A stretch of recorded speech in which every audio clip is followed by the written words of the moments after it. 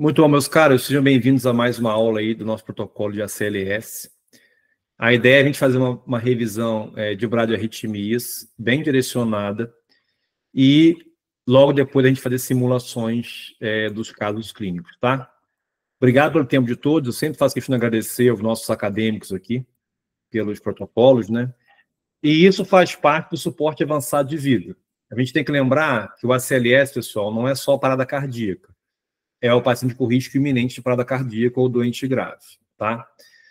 Nas primeiras aulas de ACLS, a gente já fez essa revisão e eu vou só reforçar o óbvio com vocês. Então, a primeira coisa que eu faço num risco de parada cardíaca ou, no fundo, numa suspeita, é eu tentar reconhecer, chamar ajuda e começar a massagem cardíaca, não é? Tem duas coisas que salvam vida na PCR. Massagem cardíaca bem feita, junto com choque. Então, lembrar claramente disso, porque a gente perde muito tempo querendo funcionar profunda, querendo fazer mil coisas, pegar PAM, e o básico, que é massagem cardíaca e choque, a gente não faz bem feito.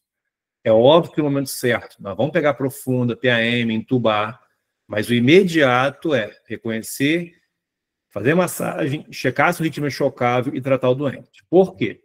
Cada minuto que a gente perde, são 10% jogado fora de vida. Tá? Então, massagem de qualidade e choque quando o ritmo é chocado, como FV e TV sem pulso, como a gente já falou. Tá?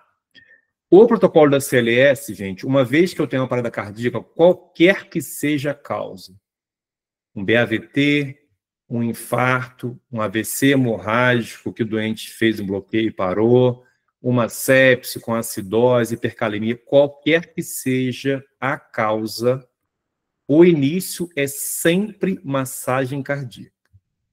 Chegou o carrinho de parada, que em geral está do nosso lado, é uma FVTV, eu vou chocar o doente.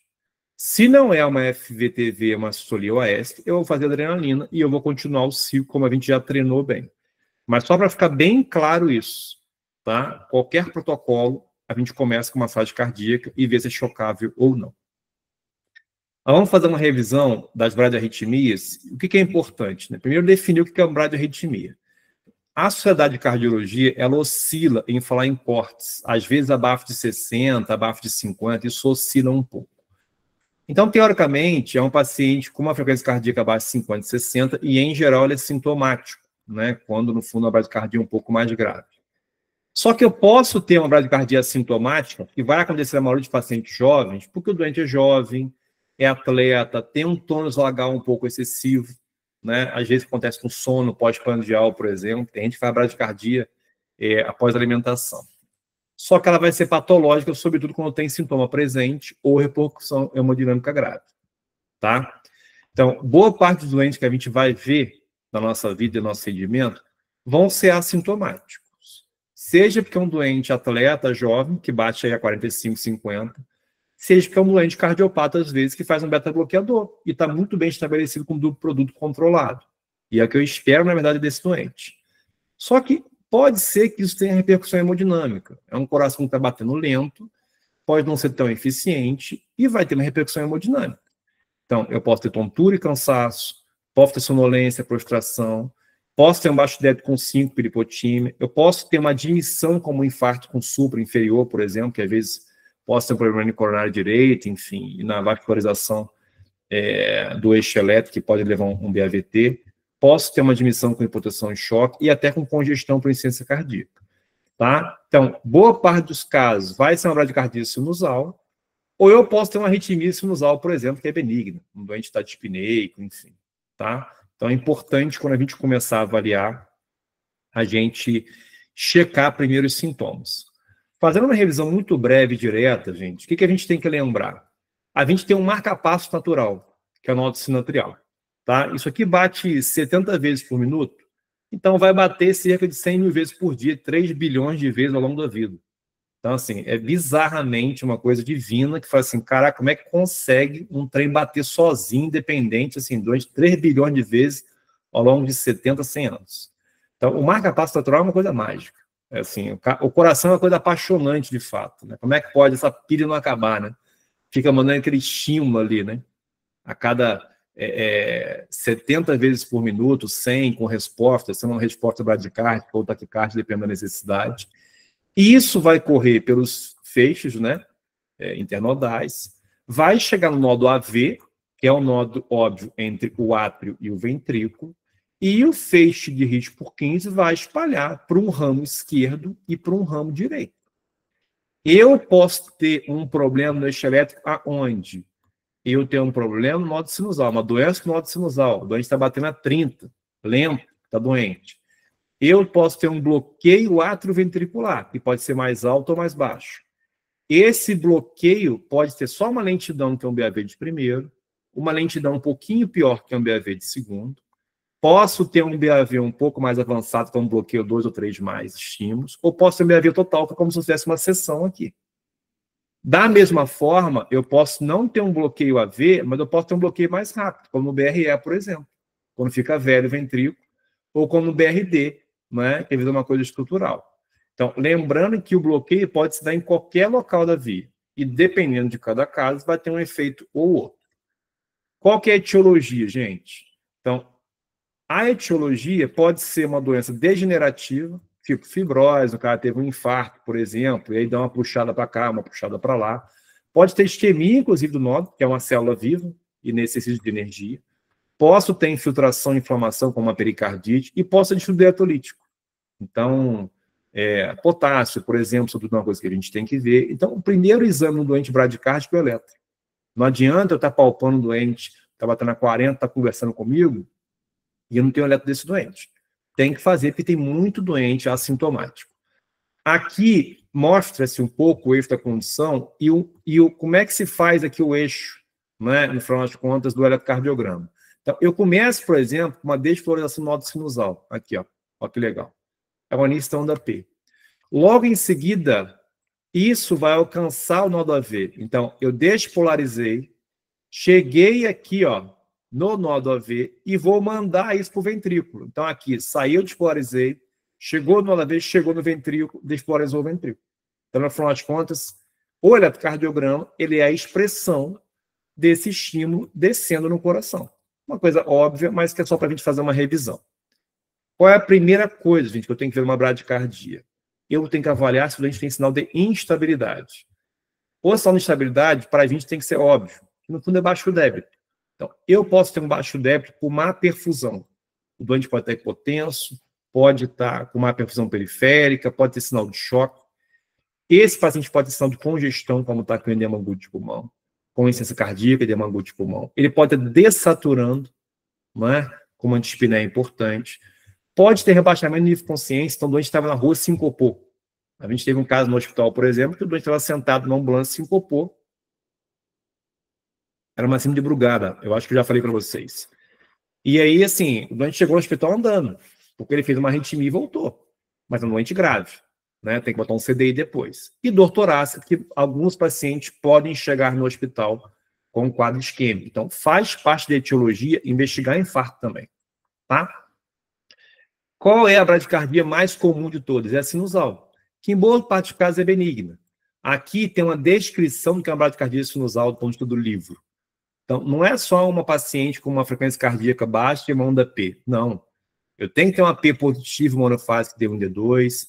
A duração tem que ser menos de 120 milissegundos, né, do intervalo PR lá junto com a P. Tem que ter a mesma morfologia, porque se ela tiver uma morfologia diferente, vai ser um marcapasso migratório, né, ou um ritmo atrial multifocal.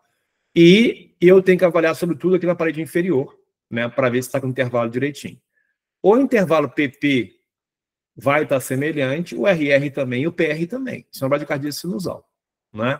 Então, aqui, ó, PQRS, PQRS, e eu tenho um intervalo constante, desculpa o desenhista aqui, entre o P e o QRS. Porque no BAV de primeiro vai estar regular, mas vai estar mais de 200 milissegundos. Então, no fundo, é diferente. Na bradicardia juncional, que não é comum a gente ver, eu tenho uma bradicardia com ausência de P, no final das contas. Porque eu tenho um ritmo juncional, porque como eu não tenho estímulo, no fundo, alguém no coração vai ter que assumir e mandar o estímulo, né? Por isso que esse ritmo, no fundo, é juncional. Então, um paciente com QRS estreito, com ausência de onda P, e em geral vai estar regular, na prática isso é uma bradicardia juncional. Não é incomum a gente ver. Na grande maioria dos casos, a gente vai ficar assintomático, mas eu tenho que investigar a causa disso, né? Indo para a parte dos bloqueios, meus caros, olha bem isso daqui. Aqui está o nodo sinatrial, que vai mandar um estímulo para o nodo atrioventricular. Por isso que é um bloqueio AV. O problema não é do nodo sinatrial. Uma coisa é a doença do nodo sinusal, tá aqui. A outra coisa é uma doença do nodo AV, tá aqui. A outra coisa é uma doença do bloqueio de ramo esquerdo e o bloqueio de ramo direito. Então, são vários locais em que eu posso ter uma doença cardíaca no eixo elétrico, tá? O que acontece aqui é que eu tenho um bloqueio parcial e dá uma lentificada. Então, a onda P que saiu daqui, ela atrasa um pouquinho para passar. Por isso que o intervalo PR aumenta. Então, eu tenho um RR constante, olha que bonitinho, é constante. O PP é constante, eu não tenho bloqueio nenhum, só que eu tenho um BAV de primeiro. Então, eu tenho intervalo PR acima de 200 milissegundos, como a gente consegue ver aqui, né? Tá bem regularzinho, tá vendo? Ó, nenhuma P tá bloqueada. Aqui é um BAVzão, primeiro grau. Na boa parte dos casos, isso é benigno, não tem nem repercussão hemodinâmica, mas a gente tem que avaliar cada caso. Pode ser que eu tenha um bradicardia sinusal doente batendo a 50, que eu tenho que fazer atropina, porque o cara está sintomático, ele não aguenta. Tá? Eu vou evoluir agora para o paciente de BAV de segundo grau, que pode ser o Mobius tipo 1 ou tipo 2.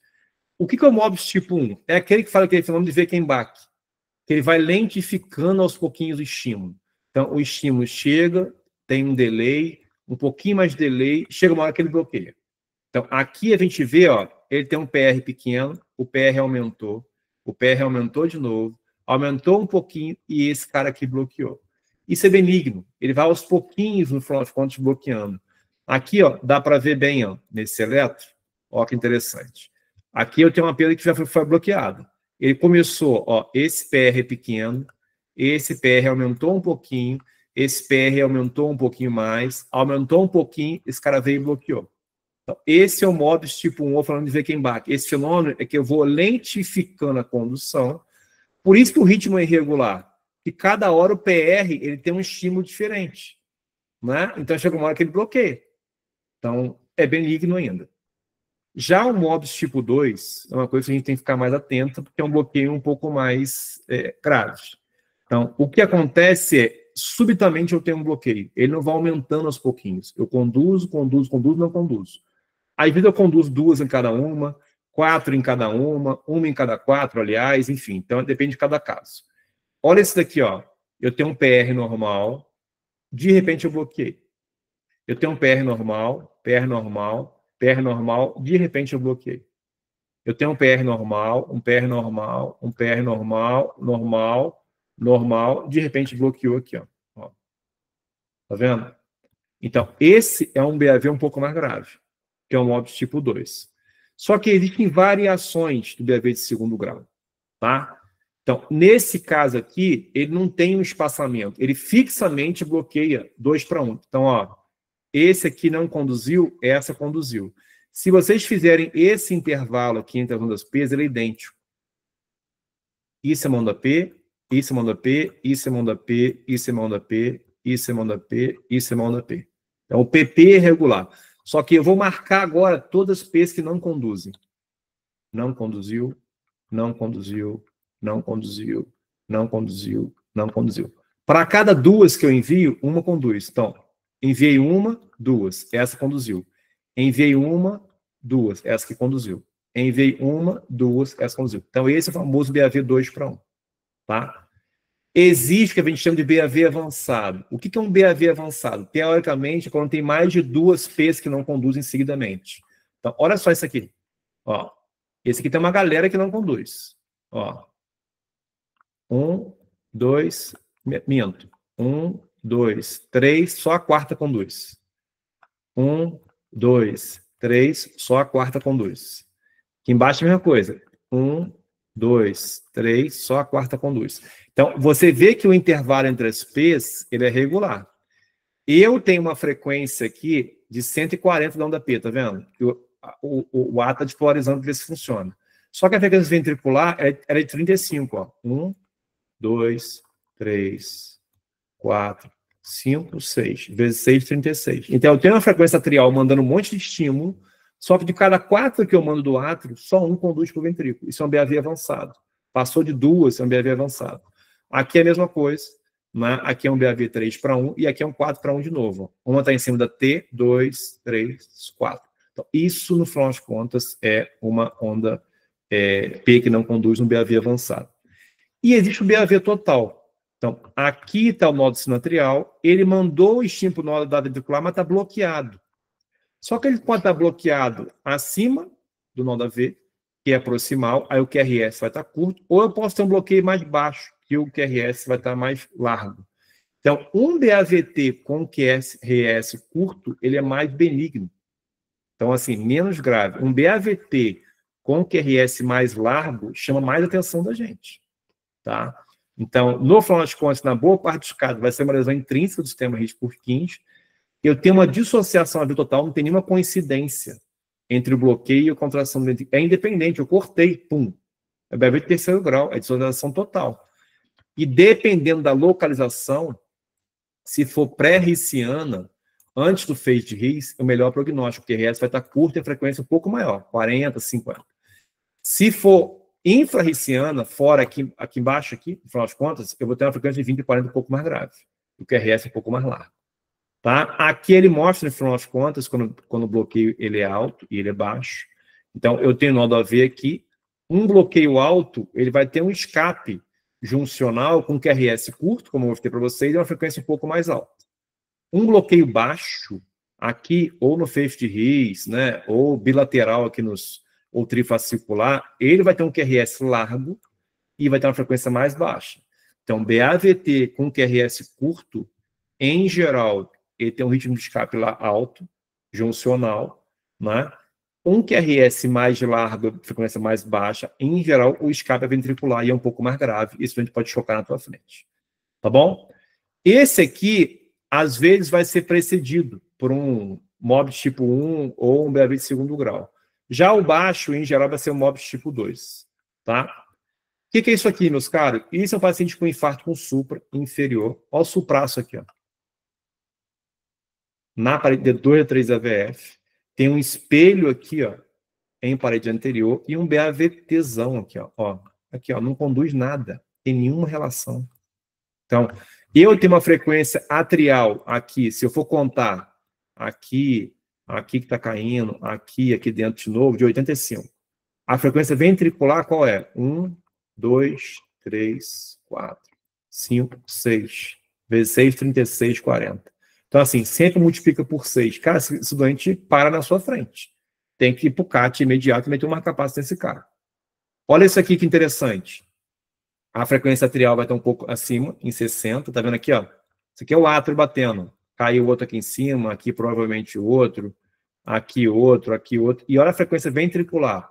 1, 2, 3, 4, 5 vezes 6, 30. Está batendo a 30 esse paciente. Né?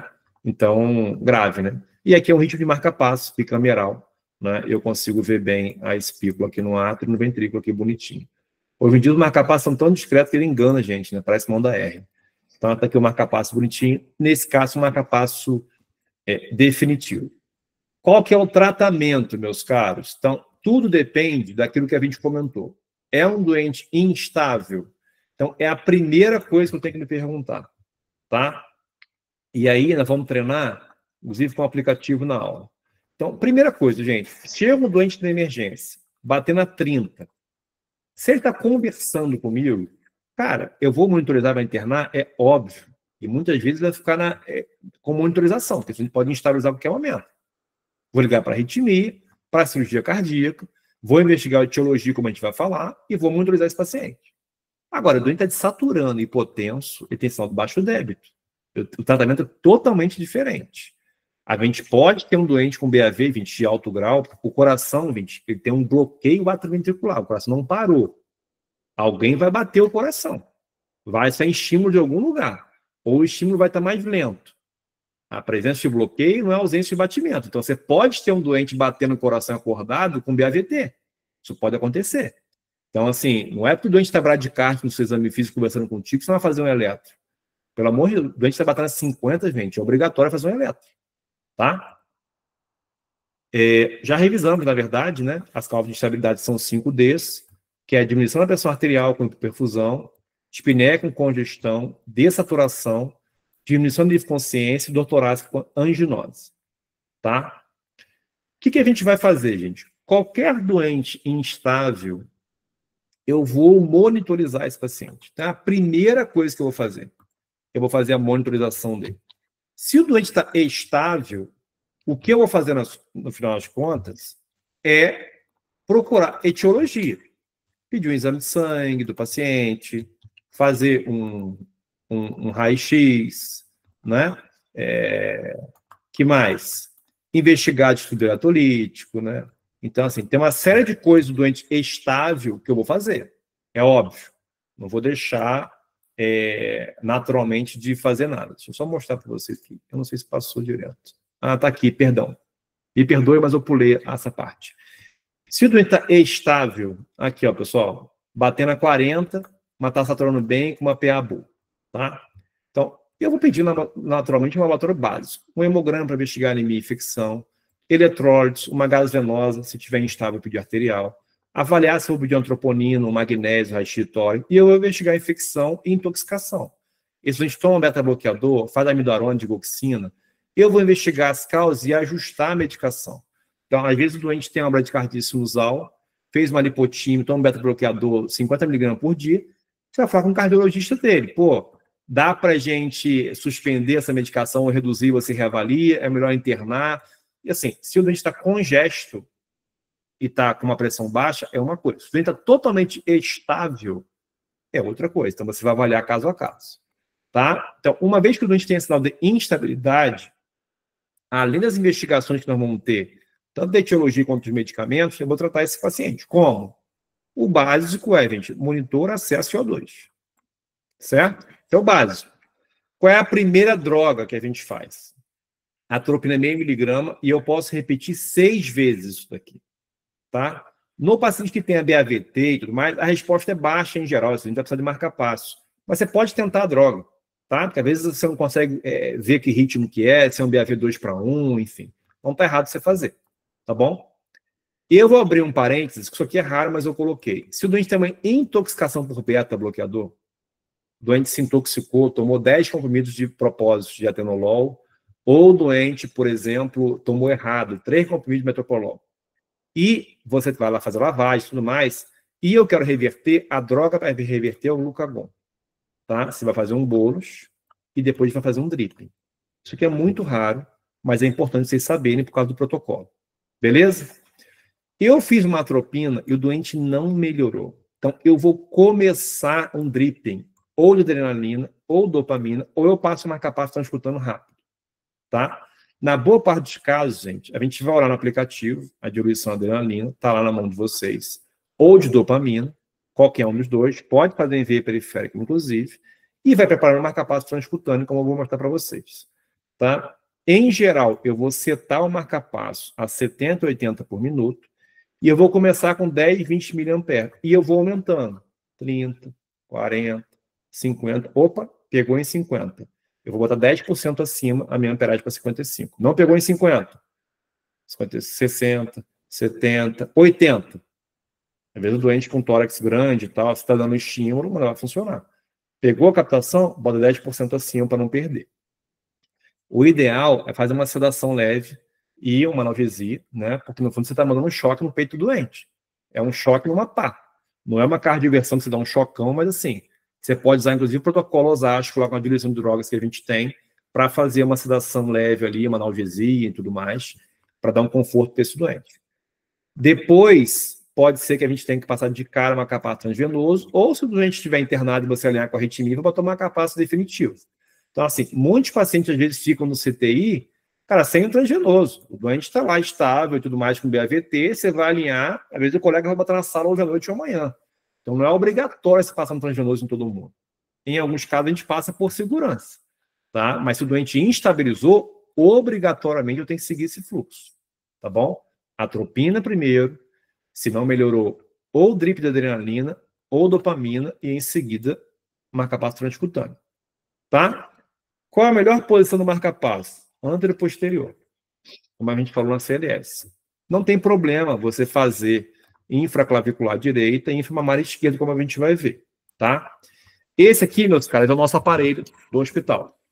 Então, na prática, a gente vai setar aqui marca-passo e no aparelho vai aparecer lá a frequência cardíaca que eu quero setar, que eu vou setar aqui, junto com a amperagem. Eu vou mostrar para vocês agora um vídeo de um marca-passo diferente, mas dá para ver claramente como é que você faz. Então, eu já fiz a analgesia desse doente, já fiz a tropina, já fiz, nesse caso, dopamina, não quis fazer adrenalina, não funcionou, vou fazer um marca-passo para esse doente, tá?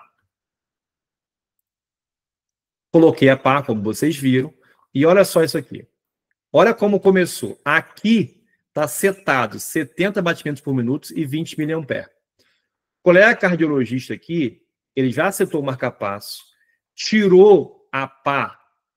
Aqui, ó, essa é a pá do choque, certo? Que é a pá para chocar o doente, cardioverter. Eu vou tirar essa pá e eu vou acoplar a pá do marca-passo para o doente botar o marca-passo aqui. Então, eu tenho que tirar a pá do cardioversor desfibrilador e ir lá e plugar o marca-passo no mesmo lugar, tá? Então, ele já fez isso no protocolo dele.